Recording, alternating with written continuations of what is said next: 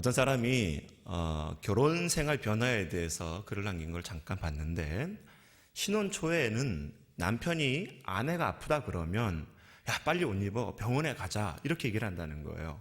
근데 1년이 지나면 아내가 아프면 여보 지난번에 갔던 병원이 있지, 거기 빨리 택시 타고 가, 나도 금방 들어갈게, 그런다는 거예요. 2년이 지납니다. 남편이 아내에게 하는 말이 틀려집니다. 아니 집에 약이 없어? 도대체 약 안 먹고 왜 이렇게 답답하게 굴어? 아내에게 핀잔을 줘요. 5년이 지납니다. 남편은 아내에게 아내가 아프다 그러면 도대체 집에서 뭘 하길래 그렇게 아파? 당신은 그 아픈 게 문제점이야. 10년이 지납니다. 아파가지고 전화도 하지 못하는 아내에게 남편이 들어와서 얘기합니다. 아무리 아파도 그렇지 좀 집안은 치우고 살아야 될 거 아니야. 내가 이러니 바깥에서 뭐가 되겠어. 여러분, 사랑하는 사람도 마음이 변합니다. 그런데 여러분, 변하지 않는 마음을 갖고 계신 분이 있는데 바로 우리 하나님인 줄 믿습니다. 매 순간 예배를 통해서 그 하나님을 만나고 하나님 말씀에 감격이 있어지는 우리 모두가 될 수 있기를 주의 이름으로 소망합니다. 산골짜기 시냇가에 올라가면 윗동네에서는 독사가 물을 마셔요. 그리고 그 시냇가 밑에는 젖소가 물을 마십니다. 똑같은 물을 마심에도 불구하고 독사가 물을 마시는 그 물은 사람을 죽이는 도구로 쓰여지게 되지만, 밑에서 물을 마셨던 젖소가 마셨던 그 물은 사람에게 유익을 주는 우유가 만들어지게 되는 것입니다. 마찬가지입니다. 누구에게 쓰여지냐에 따라서 용도가 틀려진다는 거예요. 우리 그리스도인들도 마찬가지입니다. 하나님께 쓰임 받으면 다른 사람들에게 유익을 주고 하나님께 영광을 주는 그런 삶이 되지만, 마귀에게 이용당하게 된다면 멸망과 저주를 가다주고 하나님 나라에 불필요한 존재가 된다는 거예요. 그래서 성경 마태복음 26장에도 가르쳐서 가룟 유다를 가르쳐서 뭐라 그러느냐, 세상에 차라리 나지 않았으면 더 좋았을 뻔한 인물이라고 가룟 유다를 저주하고 있지 않습니까? 여러분, 우리가 신앙생활을 하면서 놓치지 말아야 될 기도 제목이 있는데, 그것은 다름이 아니라 하나님 나라를 위해서 하나님께 쓰임 받아야 된다는 그 간절한 소원이 우리 모두에게 있기를 소망합니다. 하나님께서는 하나님의 역사를 이루실 때 반드시 필요한 사람을 들어 세우셔요. 그래서 성경을 가만히 보다 보면 하나님의 일을 위해서 쓰임받았던 사람들의 공통 분모가 있는데, 특징이 있는데, 그것이 뭐냐면 하나님에 의해서 부름을 받았을 때 한순간에 그들의 삶이 바뀐 것이 아니라, 하나님의 부름을 받고 나서도 실수와 실패와 고난의 언덕을 거쳐가면서 그 시련의 과정을 거치면서 다듬어지고 가꿔진 이후에 하나님의 일꾼으로 세워지더라는 거예요. 대표적인 인물이 오늘 본문에 나왔던 모세라는 사람입니다. 모세 어떤 인물입니까? 출애굽의 영웅이지 않습니까? 그런데 모세의 삶을 가만히 들여다보면 모세는 모순덩어리였다는 거예요. 말을 가지고 이스라엘 백성들을 이끌어야 될 선지자였음에도 불구하고 오늘 우리가 읽었던 본문의 말씀에 의하다 보면 모세는 자기 스스로를 말더듬이라고 얘기합니다. 그리고 모세의 성향상 이 말보다 주먹이 먼저 가까운 폭력적인 사람이었어요. 그리고 이 모세는 하나님께서 그를 부르셨을 때 나는 못합니다, 나는 안 돼요라고 부정적으로 얘기하는 우울증적인 기질이 있었던 사람이 바로 모세였다는 겁니다. 인간적으로 눈으로 보면 이 모세는 쓰일 수 없는 사람이었어요. 그런데 하나님께서 그를 사용하여 주셨습니다. 여기에 중요한 것은 여러분, 은사나 능력이 중요한 것이 아니라 그보다 더 중요한 것은 하나님께 쓰임받는 그 자체라는 사실입니다. 1950년대 말에 짐 엘리엇이라는 위대한 선교사가 복음을 증거하다가 선교지에서 시신으로 발견되는데 그의 품에 일기장이 발견됐어요. 그 일기장의 글을 보다 보면 결코 놓치지 말아야 될 일들, 정말 중요한 일들을 위해서 중요하지 않은 것들을 내려놓는 일은 어리석은 일이 아니다.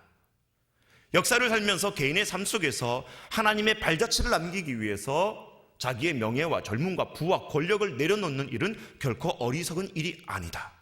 그러면서 일기장 맨 마지막에 그는 이렇게 얘기합니다. 하나님, 오래 살기를 간구하지 않습니다. 다만 내 인생이 하나님을 위해서 불타오르는 인생이 되게 하여 주시옵소서. 하나님 나라를 위해서 자기 인생이 쓰임받기 원했던 그 엘리엇의 기도는 커다란 도전을 가져다 줍니다. 그런데 여러분, 과연 그렇다면 하나님이 모든 사람을 그냥 쓰시냐? 그게 아니라는 거예요. 하나님의 기준에 의해서 쓰여지는 사람이 있는데 그 기준은 우리의 생각과 완전히 다르다는 겁니다. 사람의 기준은 뭐예요? 외모가 훌륭하고 키가 커야 되고 용모가 단정해야 되고 말을 잘해야 되고 노래도 잘해야 되고 카리스마도 있어야 되고, 소위 저를 향해서 하는 말이죠. 아멘. 여러분, 근데 그건 사람의 기준이라는 거예요. 근데 하나님은 그 기준을 뒤엎어버리고 우리 멋대로의 기준을 내려놓고 하나님의 기준에 의해서 사람을 쓰신다는 건데, 오늘 그 하나님의 사람을 쓰는 기준을 본문의 말씀을 통해서 깨달을 수 있는 은혜가 있기를 축복합니다. 첫 번째, 같이 따라합시다. 속사람이 변해야 됩니다. 네. 여러분, 오늘 읽었던 우리가 본문의 말씀을 보다 보면 하나님께서 모세를 부르실 때 나이가 80세입니다. 40세에 애굽의 왕자로 있다가 그만 애굽의 병사를 돌로 쳐 죽이게 되면서 쫓겨나는 인생이 바로 모세의 인생이에요. 바로 쫓겨났을 때 모세를 하나님 불러주셨으면 더 좋았을 텐데 왜 한참 나이가 지났던 그 80세에 이 모세를 부르셨을까? 40년 동안, 40세에서 80세까지 40년 동안 이 모세에게 뭐가 변했길래 하나님께서는 그 모세를 80세의 늦은 나이에 부르셨을까? 우리가 눈으로 보면은 애굽의 왕자에서 미디안 강야의 비천한 목동으로서 그저 신분만이 변했다라고 생각할 수 있겠지만, 실제로 하나님께서 모세를 80세에 부르신 이유는 바로 그 40년 미디안 광야 생활 동안 양들을 치면서 비천한 목동 생활을 하면서 이 모세의 뭐가 변한 거예요? 겉모습이 변하는 게 아니라 속 사람이 변했다는 겁니다. 양들을 치면서, 그 광야 허벌판에서 양들을 치면서 뭘 배우게 됐습니까? 하나님을 의지하는 법을 배우게 됐던 거예요. 양들을 치면서 하나님과 동행하는 법을 배우기 시작했습니다. 그리고 그가 교만했던 그 인생이 그 광야 목동 생활을 통해서 겸손과 온유를 배우게 되는데, 여러분, 중요한 거, 겉사람이 변하는 것보다 더 중요한 것은 바로 속사람이 변해야 될 줄 믿습니다. 히브리 격언에 하나님은 부서진 것을 사용하신다라는 격언이 있습니다. 다시 말해서 단단해진 그 곡식이 빠져야지만이 빵을 만들 수가 있는 것이고, 포도주나 향수도 마찬가지 잘게 부서져야지만이 사용되어지고 만들어질 수 있다는 거예요. 우리가 단단한 음식을 먹을 때도 마찬가지입니다. 그 음식을 먹기 위해서는 내 입에서 잘게 씹어야지만이 소화가 잘 될 수 있는 그런 음식으로 만들어져서 영양분을 우리가 섭취할 수 있는 것이지 않습니까? 사람도 마찬가지라는 거예요. 원숙한 신앙과 인격을 갖기 위해서는 그 사람이 얼마나 부서졌느냐가 중요하다는 거죠. 다시 말해서 부서짐의 사이즈가 그 사람의 성숙의 사이즈라는 것입니다. 그래서 옛날 어르신들 그 시골에 가면 그 시골 앞마당, 집 앞마당에다가 곡식들을 쫙 펼쳐놓고 뭐 한다 그래요? 도리개질 같은 거 하잖아요. 여러분, 그 곡식들이 얼마나 아프겠습니까? 신음소리를 내고 저항소리를 막 내겠지요. 그 곡식의 저항소리와 신음소리에도 불구하고 그 농부는 아랑곳하지 않고 계속해서 그 도리개질을 하는 이유는 뭡니까? 바로 껍데기를 벗기기 위해서, 그 안에 곡식들 중에 알곡과 쭉정이를 가르기 위해서 끊임없이 때린다는 거예요. 대장장이를 가만히 보십시오. 대장장이가 일상적인 그 도구를 만들 때는 적당히 두들깁니다. 그런데 귀한 아주 특별한 주문을 받았을 때는 이 대장장이가 하루 종일 두들기고 또 두들기는 그런 작업을 하게 되더라는 거예요. 이 대장장이의 두들김 소리와 그 농부들의 도리개질의 소리는 바로 하나님의 마음이라는 겁니다. 하나님께서 우리의 신음소리에도 불구하고 끊임없이 우리를 깨뜨리시고 부수시고 처절하게 만드시고 실패하게 만들고 비참하게 만들고, 그리고 인생의 맨 밑바닥까지 내려가게 하신 이유는 주님의 마지막 때에 우리를 알곡되게 하시고, 그리고 하나님 때에, 적당한 때에 우리를 쓰시기 위한 하나님의 연단인 줄 믿으시기 바랍니다. 그래서 여러분, 기독교를 가리켜서 죽음의 종교라 그래요. 죽어야지만이 살아날 수가 있는 것이고, 버려야지만이 내가 얻을 수 있는 것이고, 부셔져야지만이 알곡이 될 수 있는 것이고, 깨져야지만이 사용되어질 수 있는 것이고, 포기할 때 정말 진정 소유할 수 있다는 것입니다. 그래서 사도 바울은 나는 날마다 죽노라라고 고백했던 그 이유가 뭐예요? 한 번 죽는 것이 아니에요. 한 번 죽는 것이 아니라, 하루 만에 죽는 것이 아니라, 나는 날마다 매 순간마다 주님을 위해서, 주님 때문에 주님과 함께 죽고 깨어지고 그 부서지는 그 고난을 통해서 역사가 유익하게 되고 자신의 삶이 더욱더 유익되는 것을 이 사도 바울은 고백하고 있다는 것입니다. 1979년도에 8월 30일입니다. 그 당시 미국 대통령이었던 지미 카터가 에모리 대학에서 연설을 하게 되는데, 그 역사학자 토인비의 말을 인용하면서 역사가, 인류가 평안했을 때는 문명이 발전이 없지만은 고통스러웠을 때 문명이 발전한다는 그 사실을 상기하면서 학생들에게 이렇게 얘기합니다. 위기라는 것은 사람에게 각성을 일으키게 되고, 이 각성이라는 것은 사람에게 참신한 생각과 창조적인 방향을 일으키게 된다는 유명한 명언을 남기게 되는 거예요. 성경 구절 우리 전도서 7장 14절에도 뭐라 그럽니까? 형통한 날에는 기뻐하고 공고한 날에는 생각하라. 사랑하는 성도 여러분, 출애굽의 의미가 뭡니까? 그저 애굽의 종살이를 하다가 자유인으로 신분만이 바뀐 것이 아니라 이 출애굽의 과정을 통해서 이스라엘의 속사람이 변화된 거예요. 다시 말해서 애굽의 종이었던 그들이 하나님을 만나게 되고 하나님의 백성으로서, 그리고 신앙 공동체로서 예배 공동체로 변화가 되었다는 것입니다. 우리가 교회생활, 신앙생활하면서 여러분 교회 나와서 하나님을 모시고 살면서 육체적으로 현실적으로 복받는 거 형통하고 중요한 거죠. 그러나 그보다 더 중요한 것이 있다면 하나님을 만나면서 누구든지 그리스도 안에 있으면 새로운 피조물이라고 말씀한 것처럼 우리의 속사람이 변화되어질 때 하나님 나라를 위해서 쓰임받는 줄 믿으시기 바랍니다. 두 번째로 우리 같이 따라해 보겠습니다. 하나님 나라를 위해서, 우리가 하나님 나라를 위해서 쓰임받는 법칙 같이 따라합시다. 약속을 신뢰해야 됩니다. 시작. 모세를 하나님께서 부르셨을 때 근거 없이 모세를 부르신 게 아니에요. 이미 창세기 12장을 통해서 하나님이 아브라함에게 너는 큰 민족을 이루고 이 민족이 가나안 땅에 정착하게 하겠다는 그 분명한 약속이 이미 있었기 때문에, 그 약속이 살아있기 때문에 약속을 이루시기 위해서 그 아브라함의 후손이었던 모세를 하나님께서 택하시고 그 일을 이루게 하십니다. 우리말에 하늘은 스스로 돕는다는 말이 있습니다. 근데 여러분, 이 말이 맞는 말입니까? 틀린 말입니까? 틀린 말이라는 거예요. 우리 신앙의 관점으로는 하늘이 스스로 돕는 자를 돕는 것이 아니라 하나님의 약속을 믿는 자를 하나님은 도우신 줄 믿으시기 바랍니다. 미국의 개척기 시대에 윌리엄 펜이라는 사람이 있었어요. 이 윌리엄 펜은 그 당시에 다른 백인들과는 다르게 그 원래 원주민이었던 인디언들에게 호의를 베풀고 대단히 친절했던 사람이었습니다. 그러니까 이 윌리엄 펜의 친구였던 인디언들이 어느 날 그 윌리엄 펜에게 말하기를, 내 눈앞에 펼쳐져 있는 땅을 다 너에게 주겠다. 단 하루 동안 내가 거닐 수 있는 그 땅만큼 너에게 주겠다라고 농담 삼아 던졌습니다. 그랬더니 그 다음날 윌리엄 펜이 아침에 일찍 일어나가지고 들을 나가기 시작해요. 그리고 하루 종일 돌아다니다가 해가 진녘에 돌아오게 됩니다. 그리고 자신의 친구였던 인디언 추장에게 다가가서 얘기합니다. 약속대로 너희가 내가 하루 동안 거닐 수 있었던 그 땅을 나에게 주게. 내가 아침부터 지금까지 하루 종일 걸어다니면서 내가 얻을 그 땅을 밟았네 라고 얘기했던 거예요. 그 말을 들었던 인디안 추장들이 깜짝 놀라기 시작합니다. 농담 삼아 던졌던 말임에도 불구하고 자신들이 내뱉었던 그 말에 대해서 약속으로 인정해주고, 그리고 그것 행동으로 옮겨주고 실천이었던 그 윌리엄 펜의 모습이 너무나 고맙고 놀라웠던 거예요.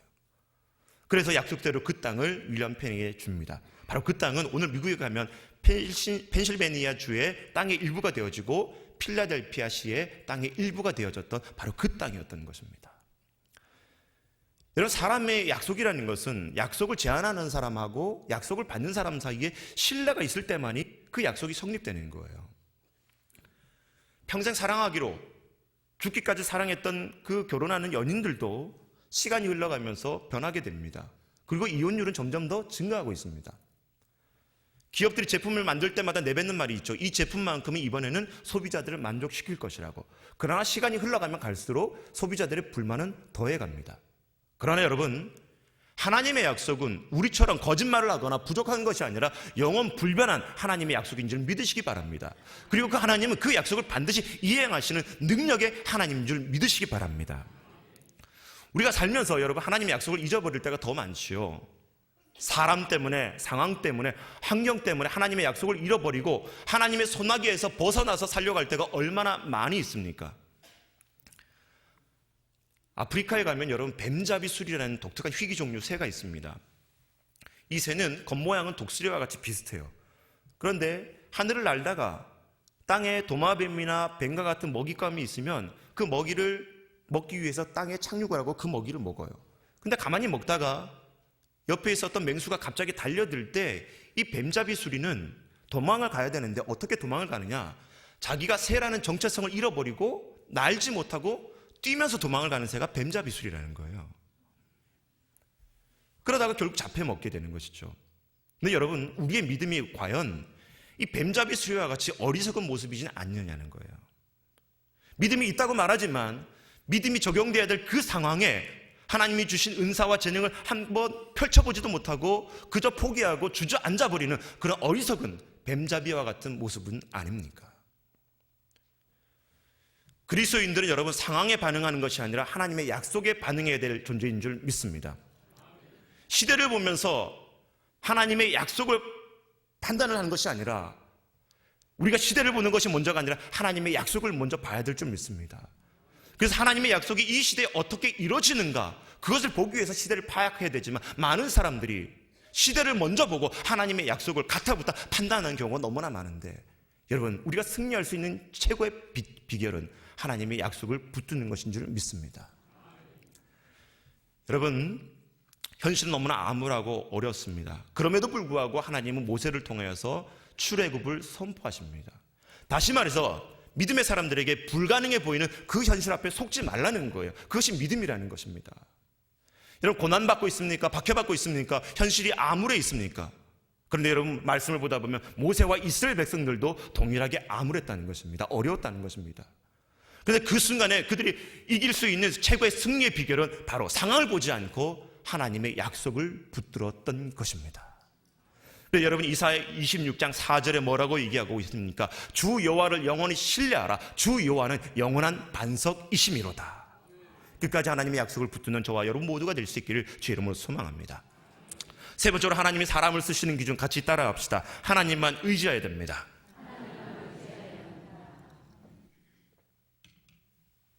여러분 사도행전 7장을 보다 보면 스데반의 설교가 나옵니다. 이 스데반 설교를 가만히 보다 보면 모세에 대해서 얘기할 때 모세의 인생을 세 등분으로 나누게 돼요. 애굽의 왕자로서의 40년, 그 다음에 미디안 광야에서 목동 생활로 40년, 그 다음에 출애굽하고 나서 이스라엘의 선지자로서 40년, 그렇게 인생을 3등분하게 되는데 이 얘기를 D.L. 무디 목사님 뭐라고 표현하냐면 애굽의 왕자로 있었던 이 모세의 인생을 특별한 존재, 썸씽과 같은 존재로 비유를 하게 됩니다.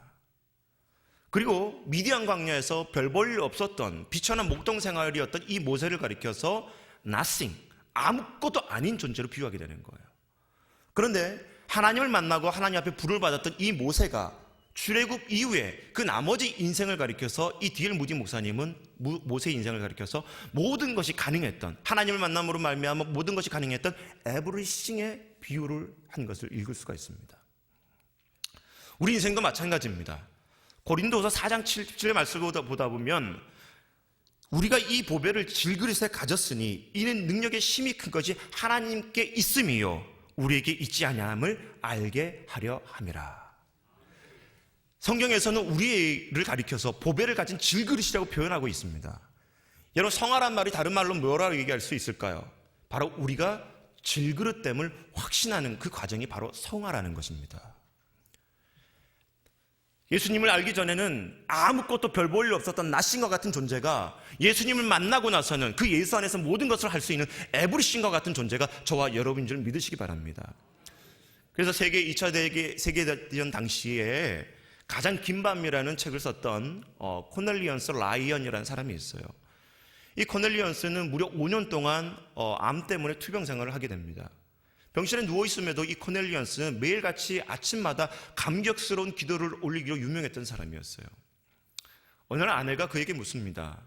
왜 이렇게 당신은 아침마다 이렇게 감사하고 기뻐하느냐 물었더니 이 코넬리언스가 대답하기를 나는 나에게 주신 새날에 대해서 너무나 감격하는 5가지 이유가 있는데 첫 번째로는 눈을 떴을 때 내 사랑한 아내를 볼 수 있어서 감사하며 두 번째는 가족의 음성을 들을 수 있어서 감사하고 세 번째는 내가 죽기 직전에 내 작품을 탈거할 수 있어서 감사하고 네 번째는 내 병마와 싸울 수 있는 힘을 주신 하나님 때문에 감사하고 그리고 5번째 정말 감사한 것은 그 주님이 지금 나와 가까이 계시기 때문에 정말 감사하다는 고백을 했습니다. 여러분 참 신앙이라는 것은 죽음 앞에도 위력을 발하게 되는 것입니다. 평탄할 때는 여러분 모두가 신앙이 있는 것처럼 보이잖아요. 그런데 진정한 신앙은 바로 위기 앞에 빛을 발하게 돼 있다는 것입니다.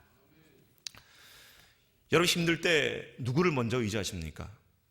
여러분을 도와줄 사람을 먼저 찾습니까? 아니면 여러분에게 돈을 빌려줄 사람을 찾습니까? 여러분 하나님을 만나기 전에 하나님이 우리 인생에 대해서 결제하시기 전에 우리가 행하는 모든 노력들은 허사에 불과한 것입니다. 우리가 위기를 극복하기 위해서 노력해야 되는 건 맞아요. 그러나 그 노력보다 하나님께 기도하는 것이 더 앞서야 될 줄 믿습니다. 왜냐하면 이 기도라는 것은 하나님의 기적과 하나님의 역사에 참여하는 능력이 되기 때문인 것입니다. 여러분, 새는 날개가 아무리 크고 무거워도 그 날개를 잘라버리지 않잖아요. 배의 돛이 아무리 크다고 해도 그 돛을 잘라버리지 않습니다. 왜? 배는 항해를 해야 되기 때문에. 기차 화통이 아무리 크고 무겁다 할지라도 그 화통을 버리지 않습니다. 왜? 화통이 없으면 1m도 전진하지 못하기 때문에. 비행기가 아무리 날개가 크고 그 날개가 무겁다 할지라도 비행기는 날개를 잘라내지 않습니다. 왜? 날개가 없으면 날아오르지 못하기 때문에. 어떤 사람이 벽에 걸려있는 벽시계의 추가 너무나 무겁게 움직이는 것을 보고서 벽시계가 너무나 힘들다고 생각한 나머지 그 추를 떼어버렸다고 생각해 보시기 바랍니다. 그 벽시계는 금방 그 자리에서 멈추고 말 것입니다. 여러분, 우리가 신앙생활하면서 과연 누구를 의지하고 있습니까? 그리고 무엇을 향해서 살아가고 있습니까? 정말 내가 주님 앞에 쓰임받는 사람으로서, 하나님의 살아계심을 믿는 사람으로서 내가 떼놓지 말아야 될 그 시계추가 있는데 바로 기도의 끈인 줄 믿으시기 바랍니다. 하나님을 의지한다면 그 기도가 죽어서 아니 될 줄 믿습니다. 다윗은 광야에서 쫓겨다닌 인생을 살면서도 그의 시편을 보다 보면 스스로를 가리켜서 뭐라고 고백합니까? 자신은 하나님의 거하는 푸른 감람나무와 같은 존재라고 비유하고 있습니다.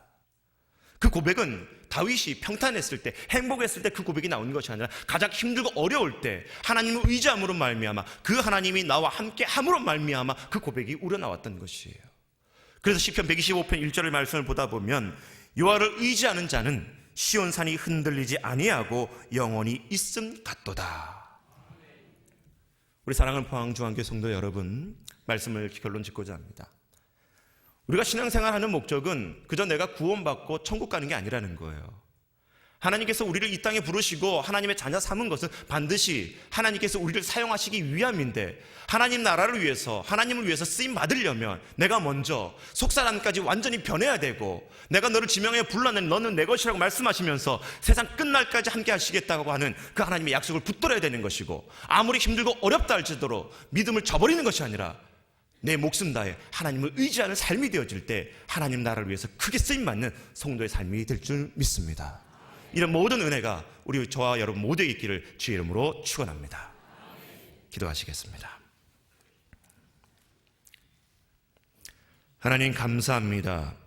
이 시대에 하나님 명목상의 성도들은 많지만 하나님 나라를 위해서 쓰임받고자 하는 성도들은 적은 것을 보게 되는데, 우리 포항중앙교회 성도들, 하나님의 나라를 꿈꾸며 하나님의 뜻을 실현시키기 위한 하나님의 종들로서 이 땅을 살아갈 수 있는 믿음 되게 하여 주시옵소서. 겉모습만 달라지는 것이 아니라 내 속사람 진정한 모습까지도 변화되게 하여 주시고, 하나님의 약속의 말씀 붙들 수 있는 말씀의 용사들 되게 하여 주시고, 하나님을 의지하는 기도의 용사들 될 수 있도록 주여 도와 주시옵소서. 감사드리며 예수님 이름으로 기도드립니다. 찬송 379장입니다.